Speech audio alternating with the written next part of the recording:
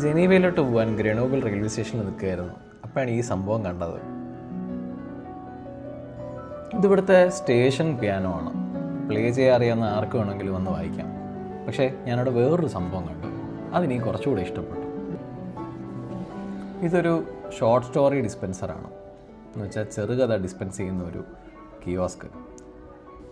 ഇതിലെ button press ചെയ്താൽ നമുക്ക് ഫ്രഞ്ചിലോ ഇംഗ്ലീഷിലോ ചെറുകഥകൾ കിട്ടും. ഞാനും ഒന്ന് പ്രസ് ചെയ്ത് നോക്കി ഇംഗ്ലീഷ്. കുറച്ച് നേരം കഴിഞ്ഞപ്പോഴേക്കും സാധനം വന്നു. നല്ല നീളം ബില്ല് പോലൊരു സാധനം. Super troopers.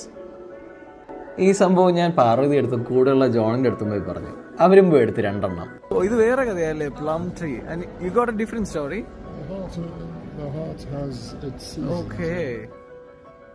ഇത് റീസൈക്കിൾ ചെയ്യാൻ പറ്റുന്ന സസ്റ്റൈനബിളി സോഴ്സ് പേപ്പറിൽ തെർമൽ പ്രിന്റ് ചെയ്തതാണ്.